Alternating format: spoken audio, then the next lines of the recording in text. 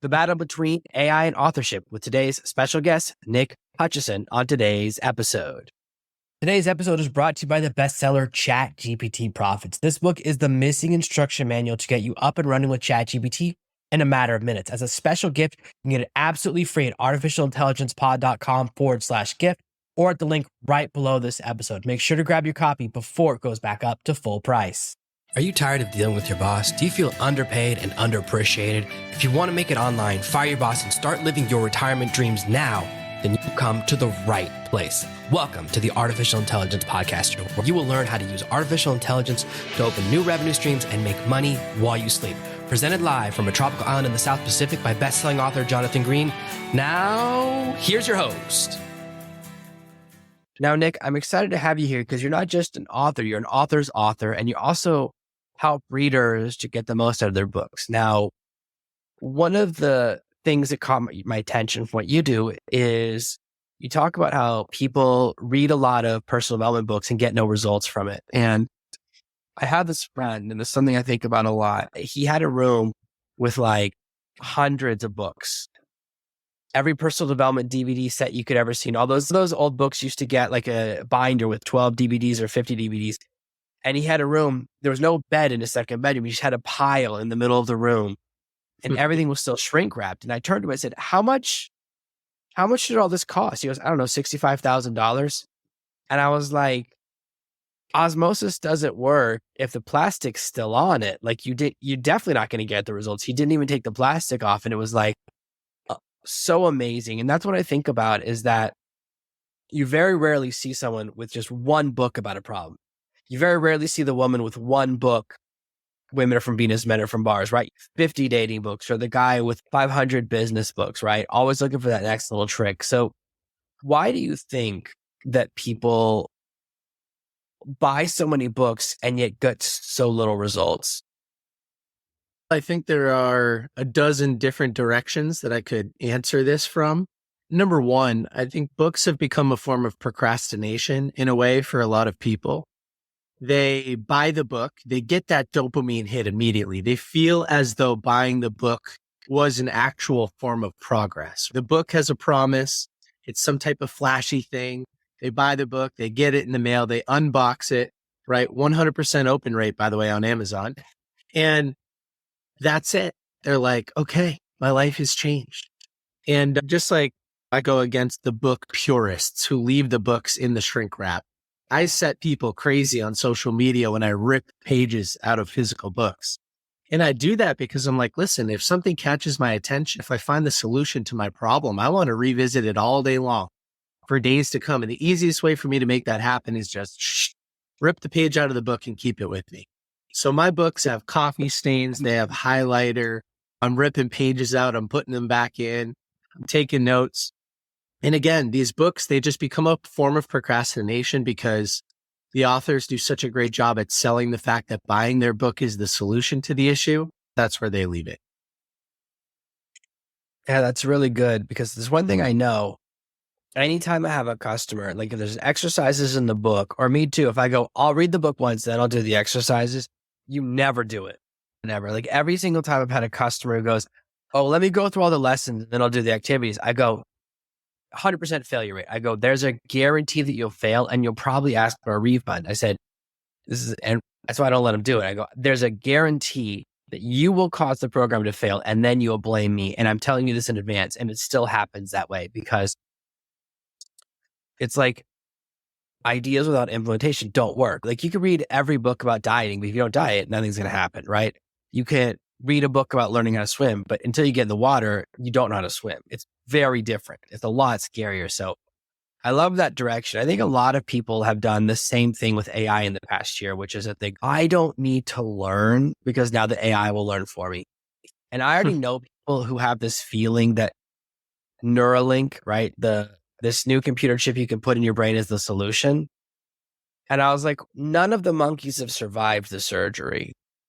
So before you jump to that futuristic solution, it does have 100% success rate. If by success you mean they don't live, it's a massive success. So I feel like people are starting to do the same deferment, right? They go, I don't need to know because ChatGPT will know for me. What do you think about that? I have a lot of thoughts about that. When I think about Neuralink or any new technology that's as invasive as Neuralink is going to be, there's going to be a big price disparity at first. It's going to be very expensive. And so unless you can afford something like that, you will be left in the dust, right? There'll be a bunch of like supercomputer human cyborgs running around for a little while, but they're going to be the wealthy people anyway. And that's just going to help them advance their situation, right? Assuming everything works. We'll call it 10 or 15 years from now, but you need to put food on the table between now and then. And also, it's not very, I can't imagine a very fulfilling life where you just outsource your entire life to a Tesla robot doing your laundry and Neuralink doing all of the math for you in your head or something like that. And you just sit on the couch and watch Netflix all day with your new Apple glasses or whatever. So I don't know. That doesn't seem very fulfilling to me. And also, I think that in order to be on the front side of that technology and actually take advantage of it, you need to have a little bit of cash. And so it's important to read and implement books on business or personal development anyway to get ahead. You also mentioned reading a book about swimming doesn't actually help you swim. I agree. Nobody's going to do your push-ups for you. And I think it's very important to internalize and organize information so that you can truly understand it. Because a book summary, like putting Neuralink in your head or something like that's never going to help you take action. I don't think it's going to help you take action. There's a great book called The Art of Learning by Joshua Waitzkin. Joshua Waitzkin was like an 8-time national chess champion. He was also a mixed martial arts champion in a totally different discipline, right? A physical discipline. And he talked about studying subjects so intensely that they become part of you, that your subconscious can identify opportunities to act on your behalf. And a book summary or a Neuralink implant, that's not going to get you there. So yeah, I'm a big fan of you need to learn this information in order to use it. A system's not going to do that for you. Now, when I was in high school, everyone would use the Cliff's Notes. I know in England, they have a different version, like different areas had different versions of the notes, and it would have the shortened version of Moby Dick, or you could watch the movie and you'd always get caught because something in the movie is always different, right? And something in the notes, they would know what's in there. So they would ask questions that they knew weren't in the Cliff's Notes version of it. And now there's a lot of apps and tools that are like 15-minute reads or Blinkist, or you can listen to just the highlights of an entire book in one PDF. It's here's the most important things from this book in one PDF. And it's maybe the reason that book works is because the book as a whole, right? It's like there's more going on than just the bullet points of the book. And as someone who's written a lot of books, there's a lot of strategy that goes into sometimes tricking people into learning, right? We have to wrap education inside a lot of entertainment. If you watch Discovery Channel, you don't learn anything. I don't really know how to fix an old bicycle or survive in the wilderness or even choose which thing out of a barn will have value once I fix it up. Like I like watching those shows. Yeah, it's like pseudo learning, right? It's the appearance of learning. And that's what's so popular right now. In the same way that like, we know that most people that had a computer chip in their brain, they would not use it for learning, right? They'd be watching dirty stuff, watching movies, pretending to work, right? All the things that people do when they're working from home, right? Everything outside of the webcam screen is fair game. So that's really our natural tendency. So one of the things we've seen in the last year is that Amazon, which is the main platform people with their books on, has kept having to add new rules specific about AI, right? Now, when you upload a book, you have to say how much of the book was written by AI and how much was written by you. And did you edit a lot or edit a little bit? And it feels like a trick question because if I say the book was written by AI, I'm going into a certain category, right? But maybe I won't get caught. And there's a lot of people that think that the AI they pay $20 a month for is going to outsmart the AI that Amazon spent $100 billion developing to check cheaters. And it's like, the same people that think they can fool Google search algorithm, I was like, I'm pretty sure they have more of an AI detection budget than you have for an AI tricky budget. Like they're spending billions of dollars because if they lose search, they go out of business. So they're going to spend whatever it takes to protect their search results. So I always think about that with we're in that era now where, yeah, you can sometimes get a tricky book in and you think you've gotten away with it. That's just because they're waiting to catch everyone and they'll purge everyone on the same day. There's going to be a Black Tuesday or a Black Sunday where thousands of authors get their books deleted all on the same day. It happens every couple of years. I've been through a couple of these purges in my career. So when you're working, we've talked about the readership side, but when you're working with authors and they're like, how much of my book can I have the AI write? And what shortcuts can I take? What do you tell them to do? Like, how do you guide them? I'll give you a quick story about publishing my book quickly, and then I'll give you my overall thoughts and recommendations on this. So when I was getting ready to submit Rise of the Reader to the final developmental editing and proofreading team that I was working with, that's when ChatGPT really started to gain traction and become wildly popular. And so I thought, okay, I'm right on the cusp of this thing. Let me run the first couple of sections of my book through ChatGPT. And I experimented with tons of different prompts, and it really improved the quality of my writing from an objective perspective. But very quickly, I noticed it lost me. It lost my voice. I wasn't there anymore. It was a cyborg version of Nick Hutchison. And I knew that my community, my readership, wanted to hear from me. They didn't want to hear from ChatGPT. They wanted to hear from me. And so I reversed all of the edits that I had made, even though, again, objectively, the quality of the book went down by reversing the edits that ChatGPT had made. But my voice, which is a big piece of what people were buying from my community, went back up. And I felt good about that decision. And so I tell that story just to say that's how I'm guiding authors. I think that at this point, anybody can learn what just about anybody has to say through ChatGPT if it was written by ChatGPT. Why do they need your book? They need your book because it's your voice. They need your book because it's your unique perspective. They're your stories. They're true. They actually happen to you, not some engagement filter amplification of your story or something like that. So that's how I feel about it. And now I've heard some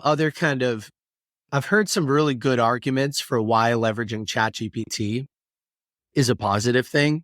I had an author tell me recently that he was dyslexic and would not have been able to provide the value without ChatGPT because he couldn't have written it.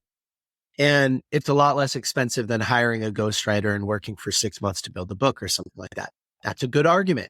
I had a couple of other authors state in the beginning of their book a disclaimer, hey, part of this book was written and edited by ChatGPT because they thought it was cool. But all of a sudden, everybody's doing that. So when you take this argument out 5 years, 10 years, and everything is being run through artificial intelligence in terms of editing and proofreading and engagement filters and exaggerating stories, making them more divisive, entertaining, intellectually entertaining, whatever.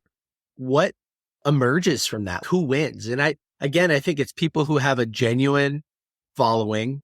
People recognize their voice. They are what's unique about the book. It's their experience. And that's what shines through in an age where everybody has access to the same tools.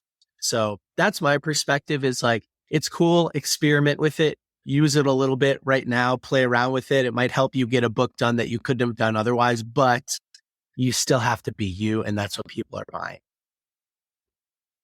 It's really interesting your experience because I edited my last book all with ChatGPT, but I'm in there. So ChatGPT 4 has read my book.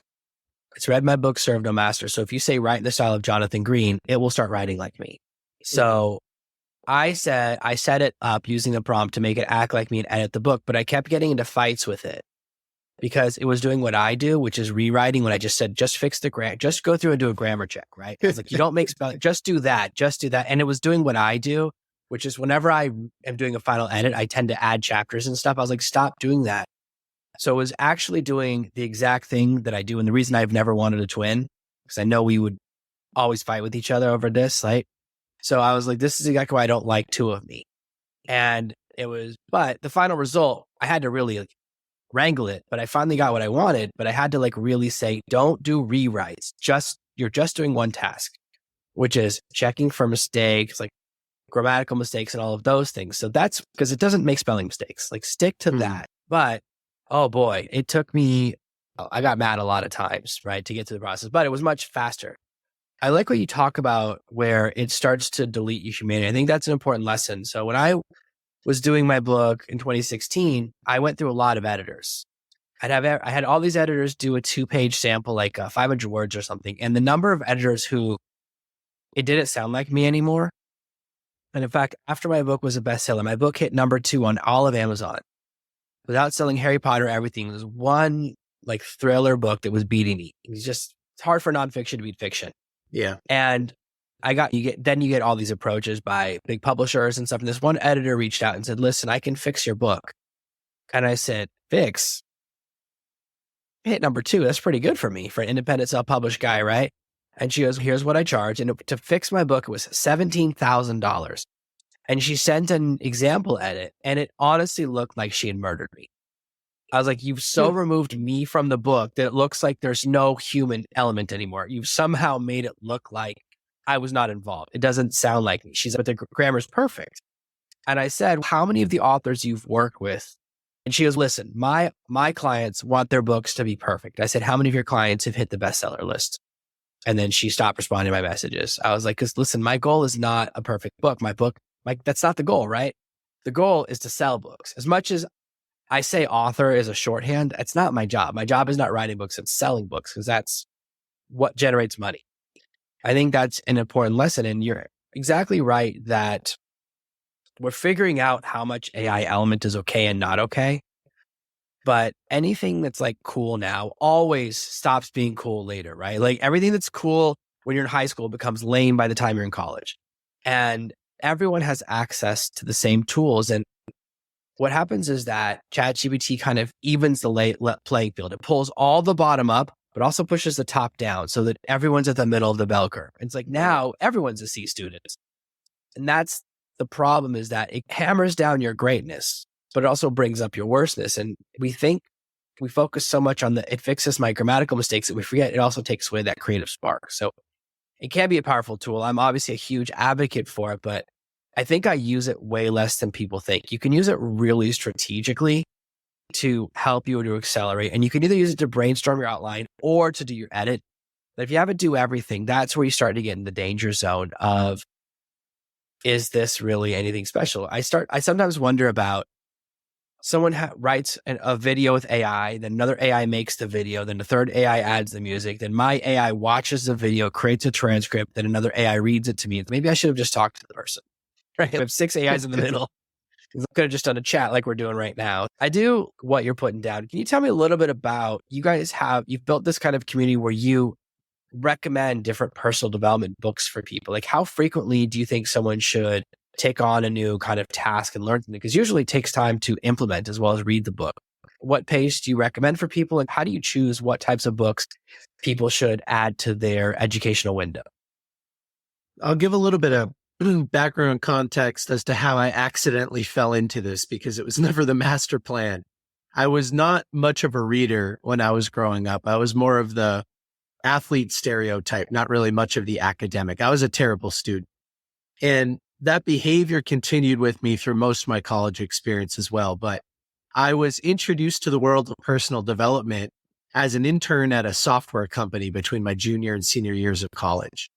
And my boss at the time, Kyle, recommended podcasts like this, where a host is interviewing a series of guests and the guests are talking about what they've done to become successful. And very quickly, I heard the same book titles brought up over and over again by these successful guys and gals. And so I went to my local Barnes & Noble. I grabbed about 10 books, and the rest is history. I've been reading 50 to 100 books a year ever since. Now, at one point during this process, I realized, and this is something you brought up earlier, Jonathan, I realized that I was optimizing for the wrong thing. I was checking boxes. I wanted to read at first 26 books a year, then 52 a year, because I heard that the average CEO reads 52 books a year, whatever that means. 104 books a year. Can I hit 100 books in a year? And so that was changing the filter with which I was choosing books. I was choosing shorter books. I was choosing easy to read books. And I wasn't applying anything because I was optimizing again for this vanity metric of reading X number of books per year, as if somehow that was the key to success. And over time, I started to realize that it was only by taking action on the books that I was reading and truly implementing them, changing my behavior, that the output, my life, was improving. So now here's what I recommend. When you're choosing a book to read, do a little personal inventory. Is there a problem that you face on a daily basis that could be removed, right? You could remove pain by reading a great book. So many of these books, they condense decades of somebody else's greatest life lessons into days of consumption. So I heard Jordan Peterson use this example one time. But if you're facing a problem on a daily basis, over the next 30 years, you're going to face that problem 11,000 times, right? 365 times 30. Or you could spend the next 100 days reading a book about how somebody else overcame that same problem. Because as human beings, we're not really that unique. There's been 100 billion of us. Millions of us have figured it out. And a lot of them have written books about it. So spend the next 100 days, spend the $20 and a few hours of your time reading the book, leverage the solution that may have taken somebody else decades to figure out, implement it in your life and remove the problem. So I think that's a great place to start is, what problems are you facing on a daily basis that could be removed by reading about how somebody else solved that problem? So that's kind of like bucket number one. I'll throw one more out there, which is, we all know there's a difference between where we are today and where we'd like to be. Call it 5 years from now, 25 years from now, doesn't really matter. So as you think about what type of person you'd have to become to fulfill your goals in the future, there are gaps, skill gaps. And books are great at acquiring new skills. So what's holding you back? Is it your personal finance skills, your interpersonal communication skills, your relationship skills, your dating? What is it? And go out there and read a great book that solves that problem for you, implement the solution, develop the skill. So I think solving problems and building skills are the two primary things to optimize for. Yeah, it's amazing how many people recommend a book that they've just read the first chapter of. And they're like, this book is amazing, but you don't know how it ends. My favorite is when people read a book and I know what the ending is and the ending is horrible. Something bad happens or there's a twist. And I'm like, I don't think that book, it doesn't end the way you think it does. But I do love what we're talking about, where sometimes we think that the step in between is the answer, right? Oh, if I read just enough business books, or if I just do this other thing, then I'll get the result, when it's like correlation, not causation. Because a lot of people think that I read a lot of books and I write a lot of business books, but here's the secret. I never read business books. That's my job, right? I ghostwrite books. I've ghostwritten so many books on like biohacking. I would never read a biohacking book, like just never. Personal development, like I read what's called the lowest common denominator. Like when people talk about trash novels, they're talking about me specifically. I'm like, if there's a robot on the cover, I'm reading it. If you have a robot jumping out of a plane, I'm definitely like, I will always read it. It doesn't matter. And it's, if there's one of my girlfriends in my 20s was like, if there's a dragon and a sword on the cover, I know you're reading it. I know it's your book. And that's the difference, is that it's not always what you think. But if you didn't know the middle step, you think, wow, Jonathan must read so many business books. I don't even read my own books. Like when someone hires me for a project, I go, listen, I'll read your book once. I can read it at the beginning or at the end, but that's what you get. One read, because reading nonfiction is tough for me because it's my job. And it's exactly that. It's why my pleasure and my work are not the same thing. So I like what we were talking about, because I do think a lot of people now have fallen for the trick of, the summary. If I just know the bullet points, right? I don't need to read Atomic Habits. I just know, I need to develop habits. There's more to the book than one sentence. There's a reason the book is long. Like a friend of mine was talking about the 5 love languages. That book could be one paragraph. I was like, yeah, but then no one would talk about it. Right? Yeah, I'll give you an example on that one real quick. Yeah, do it. One time I was driving from Boston to somewhere in Florida with my then girlfriend, now wife. And we listened to the 5 love languages on Audible while we were driving. And I want to say, even though maybe let's call it a 5-hour audiobook or something, it took us all 20 hours because we would pause it and we would talk and we would have discussions and we would use examples and we would give reference material. and data. And by the end of the car ride, we fully understood each other's love languages. We fully understood how to navigate each other's love languages. And that's an example of implementing a book, not a quick Blinkist summary. Like Blinkist has approached my agency, Book Thinkers, so many times to offer sponsorship and things like that. And I'm like, no, I think Blinkist or other book summary platforms are a great discovery tool. If you want to know what a book is about and choose, and you want to go through a 15-minute summary to see whether or not it might solve your problems, great. But it is not a replacement for reading the entire book and implementing the entire book. I would be shocked. I've never met somebody who's, oh yeah, I take action on every Blinkist summary that I go through. It's not how it works. Yeah, there was an alternative one about 10 years ago that came out that would turn a business book into a comic book. That's cool. It were quite long. And I was like, this is pretty good. So it would have most of the content in there and pictures. I was like, oh, this actually makes sense to me because it's anchoring the learning with visuals.